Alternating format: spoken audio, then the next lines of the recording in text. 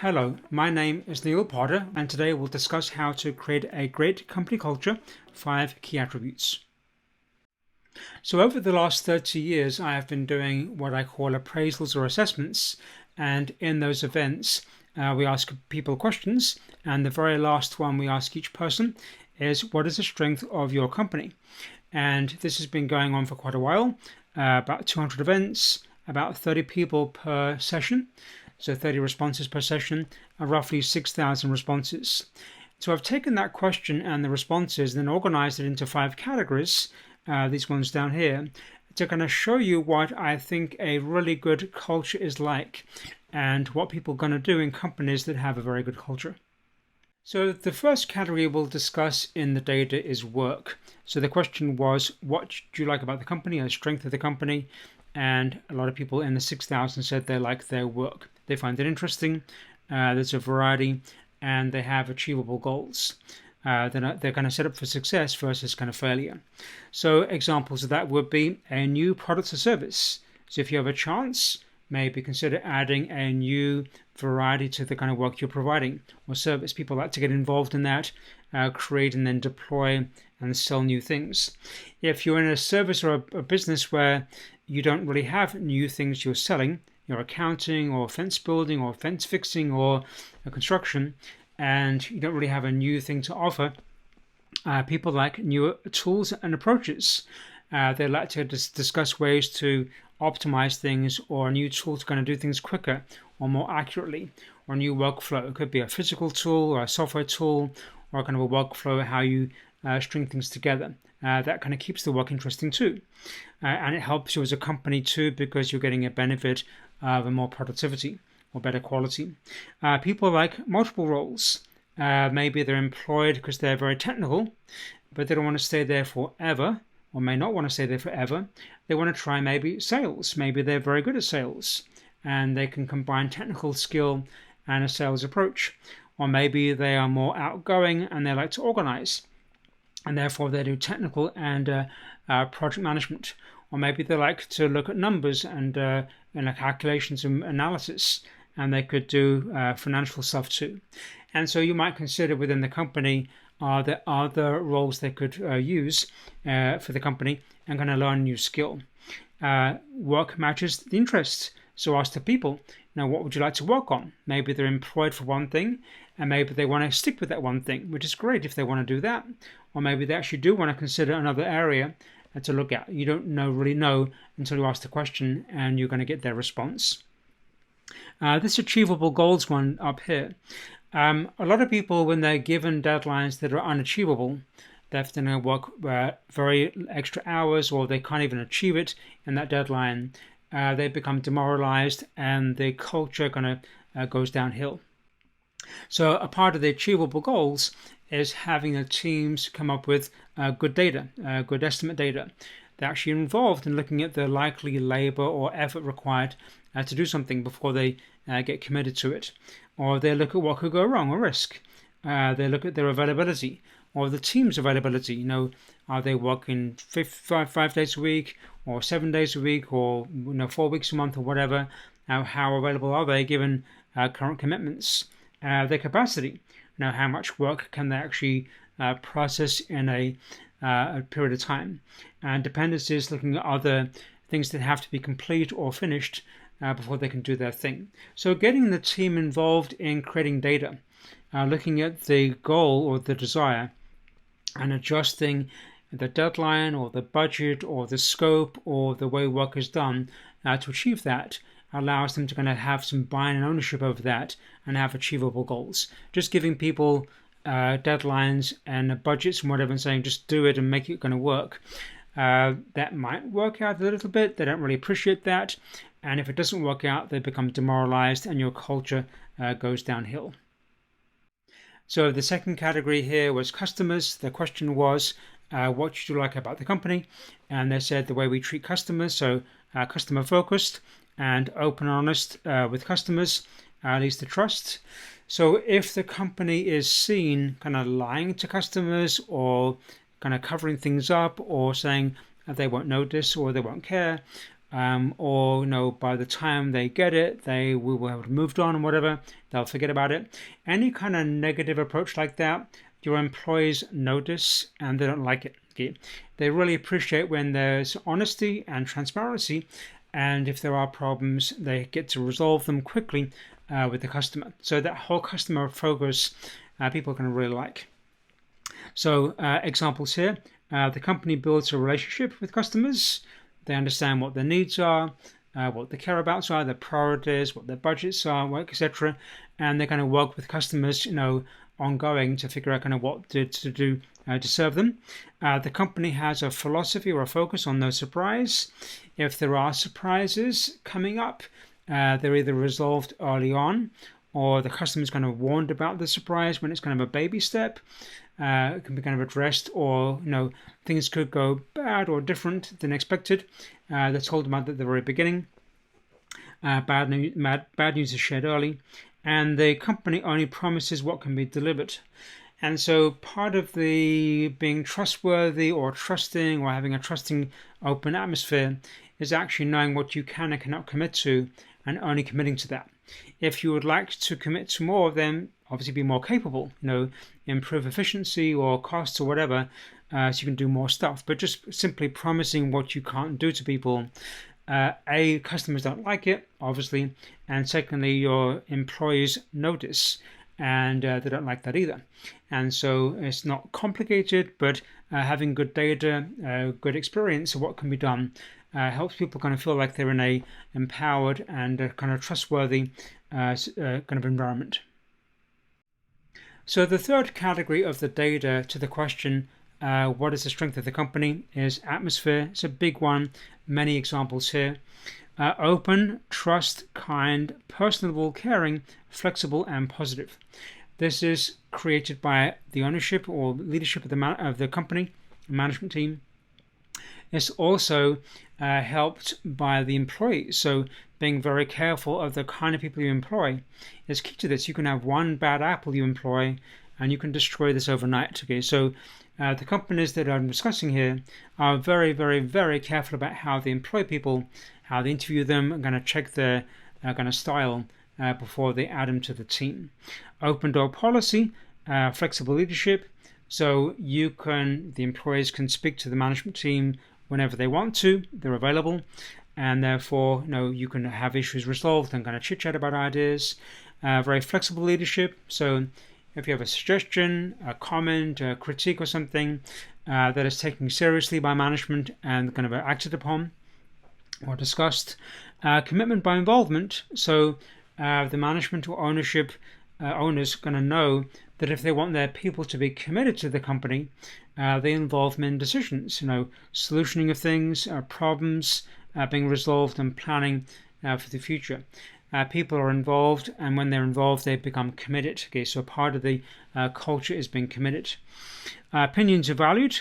Could be through improvement suggestions. There could be a systematic way to actually come up with ideas through a web page or a kind of email system or whatever. That could be looked at every month. So employees feel like they can actually have an idea and be taken seriously. That can be prioritized and maybe acted upon.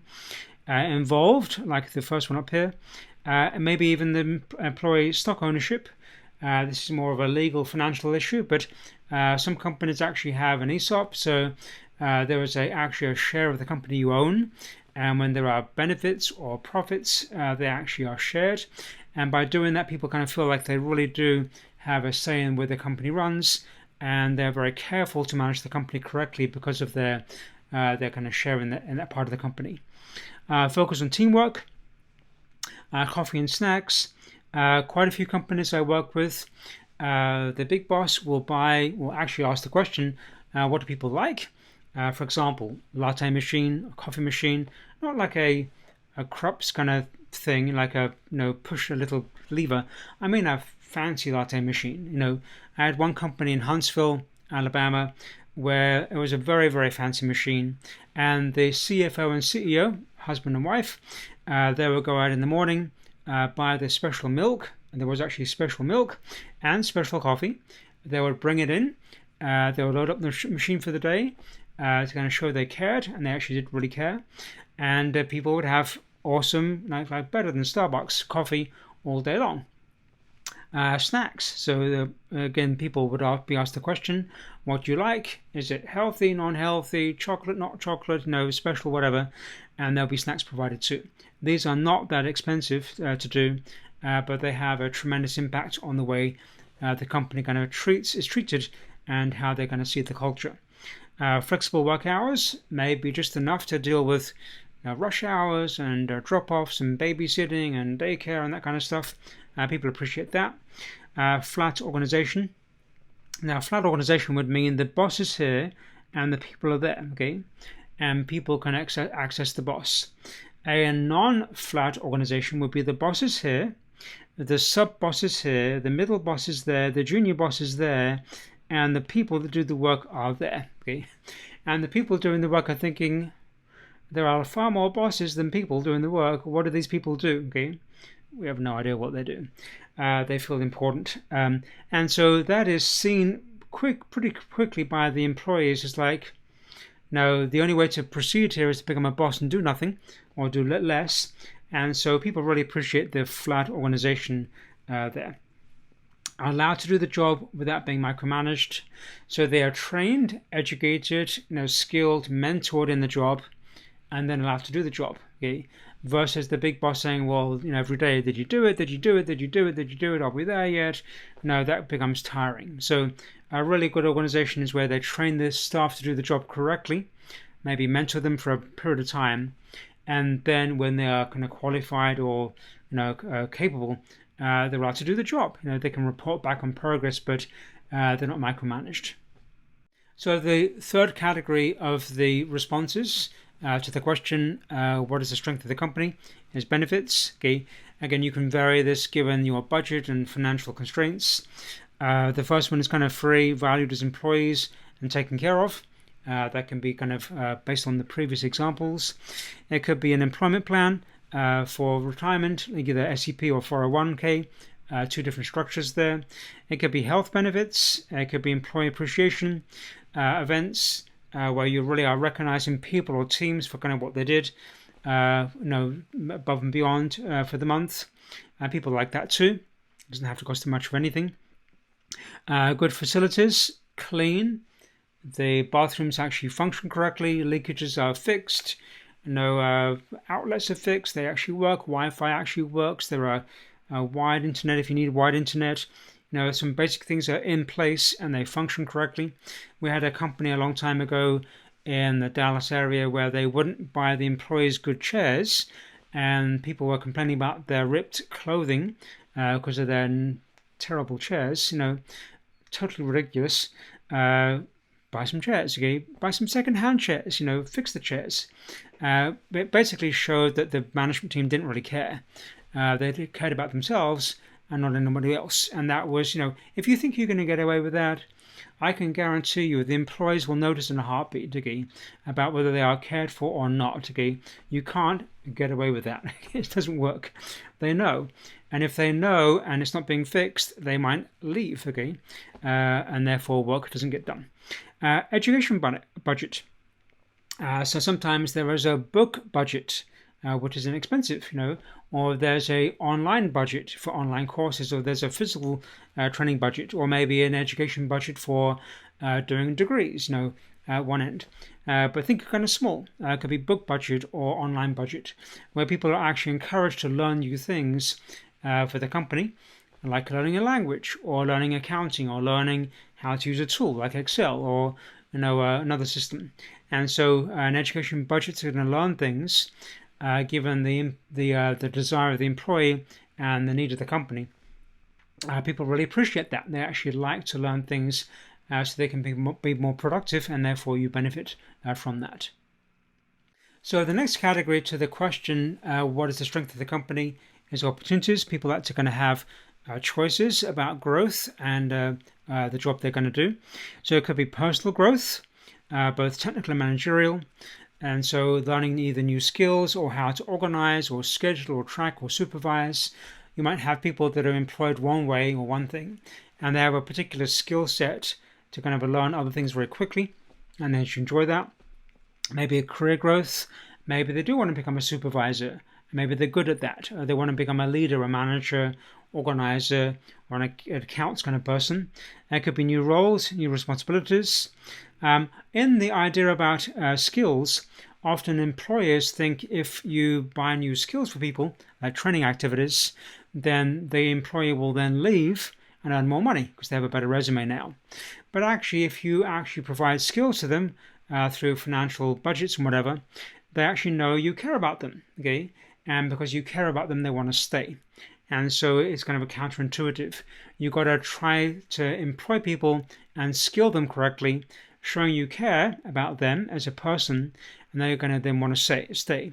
Versus you thinking the exact opposite is going to occur. It may occur, people may leave, but if you're a good employer and you provide good enough benefits compared to your competitors, and you look after your employees, they actually may want to stay there for a long time. So I've been through 5 categories of things you could do to improve culture. We have atmosphere and examples, opportunities, benefits, customer focus, and work enjoyment. I would say you can come up with your own examples pretty easily from our list here. I would think your next steps would be look at the organization, look at the opportunities and challenges you've had up to now. Where could you actually leverage? Ask the people what they would like. Don't guess, don't assume, don't tell them. Ask them, okay? It's part of the caring. Actually ask them what would they like to going to do or learn or try out, okay? Get their input. Set some priorities. Tell them and work with them on priorities. You don't have an infinite budget or an infinite amount of time, but you do have some time and some budget, and therefore you can help them figure out the priority of that. Take action. If you ask the question here and you don't do anything, then they'll know in a heartbeat. So take action, take some action, do something, okay? They want to see you take action, any kind of action, okay? So taking action is part of you caring or showing you care. And then maybe try it for a month, 2 weeks, and then ask for feedback. Okay? You can even tell them you're going to try a new program. It's called the ABC program, make up a word. Try it for a month, tell them it may fail, it may go great, we have no idea, we're part of a team, we'll try something, and then after a month we'll then kind of check back and see how it went, okay? And then kind of get their input and feedback on how well it went, okay? They feel therefore cared about. They feel like you care about their opinion and they're on the same team now. If it does fail, okay, it failed, okay? So try something different, but get their involvement, their input for the new idea. So thank you for watching the video. I hope you found some ideas in here useful. Please put a comment or question down below. If you like these kind of videos and articles, please subscribe to the channel too. Go to the website. There are articles up there in addition. I put articles up there all the time, and links to the videos too. I am a small business. If you want to contact me, please go to our contact page and send me a message. If you actually would like assistance, I am a small business. I provide service. I really do, like you do. So please feel free to reach out. If I can help you, I'll do so. Thank you very much. Bye-bye.